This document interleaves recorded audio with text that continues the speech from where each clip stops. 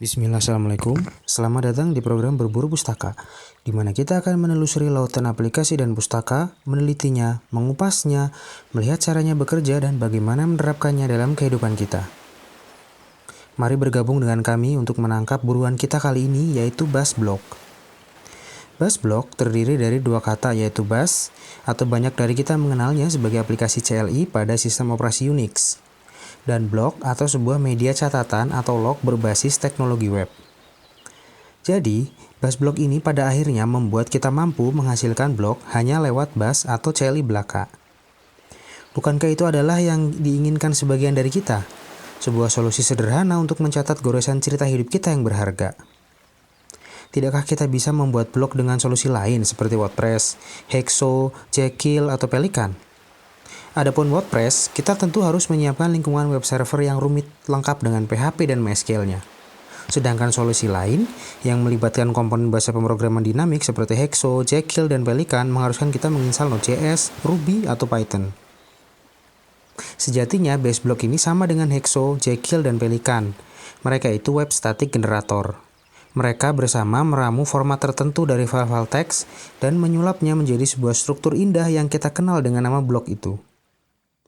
Bedanya adalah, BuzzBlock ini kami yakini tidak perlu banyak persiapan dalam menjalankannya. Karena toh kebanyakan sistem Unix menyertakan Buzz dalam sistem mereka. Sedikit kami tekankan di sini, dalam kita membangun blog nanti, kita akan menggunakan sintaks HTML murni, bukan Markdown atau lain sebagainya. Kami sendiri sudah mencoba dan menerapkan solusi ini pada blog kami yang dapat dikunjungi di blog.mula.cloud. Proses peragaan akan dibagi menjadi dua tahap, instalasi dan persiapan, kemudian membuat blognya. Mari jangan berlama-lama, kita lihat bagaimana cara kerjanya. Pada kesempatan ini, kami akan menggunakan sebuah server FreeBSD yang sudah diinstal Nginx, Bash, dan Git. Tidak usah khawatir, kami sudah menyematkan tautan instalasi FreeBSD, instalasi aplikasi, dan manajemen layanan FreeBSD pada deskripsi video.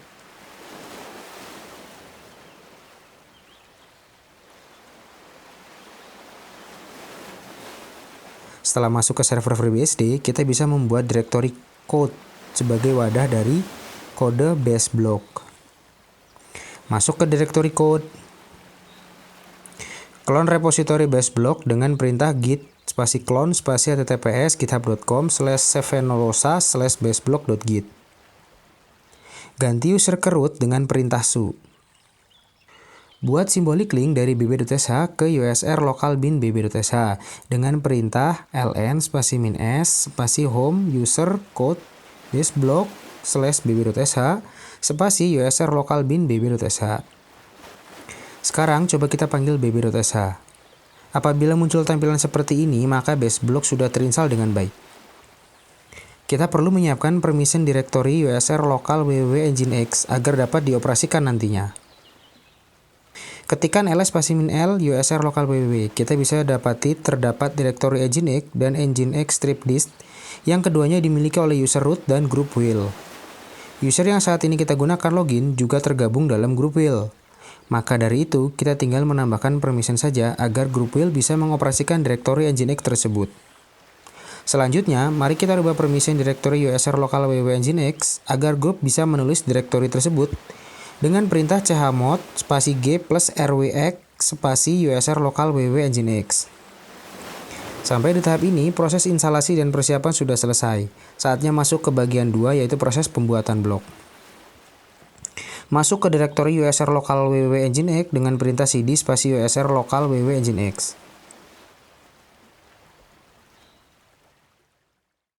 Buatlah file .config yang akan digunakan oleh BuzzBlock sebagai setting dari blog kita nanti. Isi dengan baris teks sebagai berikut.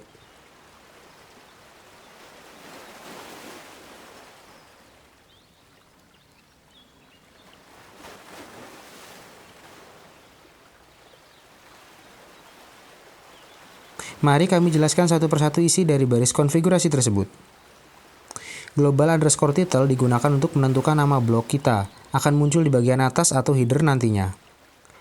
Global description digunakan untuk menentukan slogan dari blog kita, akan muncul di bawah title nantinya. Global_URL digunakan untuk menentukan URL dari title apabila diklik. Global underscore author digunakan untuk menentukan nama pembuat blog. Akan muncul di bagian bawah blog atau footer. Global underscore author underscore email untuk menentukan alamat email dari pembuat blog. Global underscore author underscore email untuk menentukan alamat email dari pembuat blog. Akan muncul di bagian footer bersebelahan dengan nama author. Global underscore author underscore URL digunakan untuk menentukan URL dari nama author apabila diklik. Yang perlu diperhatikan di sini adalah jangan sampai ada spasi antara karakter sama dengan.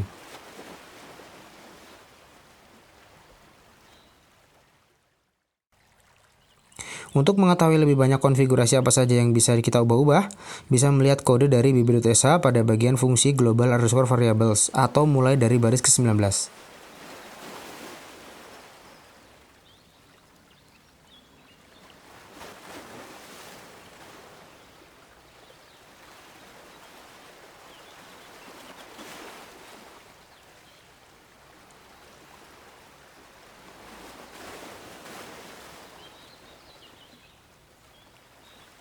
Selanjutnya kita bersihkan direktori Nginx dengan perintah rm spasi -rf spasi bintang.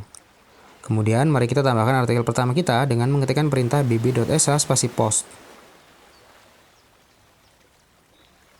Perintah ini akan mengeluarkan editor file yang telah terisi dengan template artikel.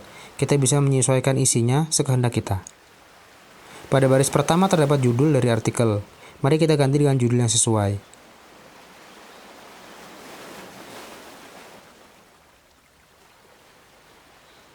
Baris berikutnya adalah isi dari artikel. Setiap paragraf dipisahkan dengan tag HTML/P. Mari kita sesuaikan. Pada baris selanjutnya terdapat format khusus yaitu tagging. Kita bisa menyesuaikannya juga. Setelah selesai, kita bisa menyimpan file tersebut dan keluar dari editor dan secara otomatis Baseblock akan menjalankan proses perubahan ke HTML. Kita akan ditanya apakah ingin langsung mempostnya, mengeditnya lagi, atau menyimpannya sebagai draft untuk diedit kembali. Sekarang kita akan langsung mempostnya, pilih P. Sekarang mari kita buka URL dari blog kita dan lihat bagaimana hasilnya.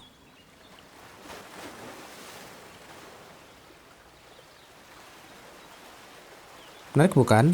Artikel pertama kita sudah muncul di blog.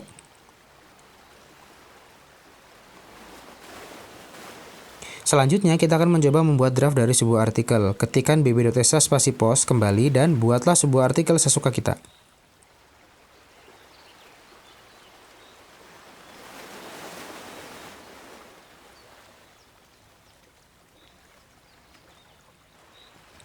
Simpan file tersebut.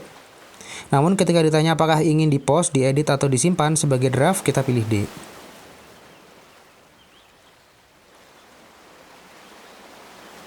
Script lalu akan memberitahu bahwa file draft sudah berhasil disimpan pada path draft/test-strip-draft.html. Apabila kita ingin mengeditnya kembali, maka kita mengetikkan perintah bibi.sa spasi post spasi draft/nama draft.html. Mari kita coba.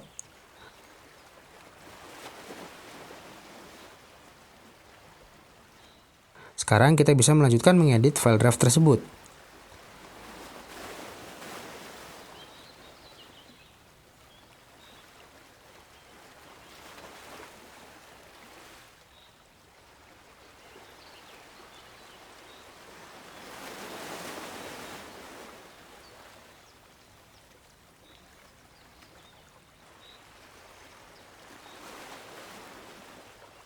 Untuk informasi lebih lanjut mengenai Baseblock ini, bisa mengunjungi halaman resminya di GitHub. Kami sudah menyematkan tautannya di deskripsi video. Dengan berakhirnya topik ini, maka berakhir pula lah perjumpaan kita. Terima kasih atas perhatian Anda. Saya dan segenap kru yang terlibat mohon undur diri. Sampai jumpa di video selanjutnya. Selamat malam dan selamat beristirahat.